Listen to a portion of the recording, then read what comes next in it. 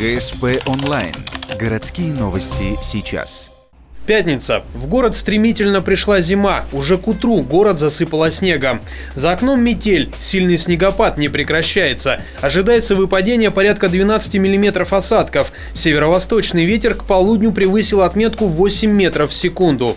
Общий балл облачности 10 из 10, а горизонтальная видимость меньше километра.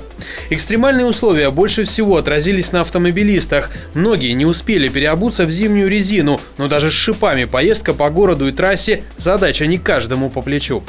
Для профессионала нормально. Профессионалу всегда хорошо. А когда, говорится, вот да, говорится, ну кто летает? Тот, кто чуть-чуть не рассчитывает, на летнюю резину не перешел, то есть на зимнюю резину не перешел и все остальное.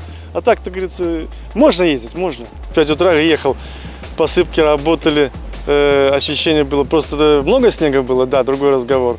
А посыпки работали, то есть в 5 утра дороги были готовые. По городу водители едут в среднем со скоростью 30-40 км в час. На горки заезжают, бывает, с трудом. С 9 утра и к половине второго дня в дежурную часть Ухтинского ГИБДД поступило минимум 8 сообщений о ДТП, одно с пострадавшими. Городские службы продолжают чистить дороги и посыпать их песком. Штормовое предупреждение сохраняется до 15 часов. По прогнозам, 10 октября также ожидается сильный снегопад. Температура продержится на том же уровне 3-4 градуса ниже 0. 11 и 12 октября интенсивность снега может снизиться.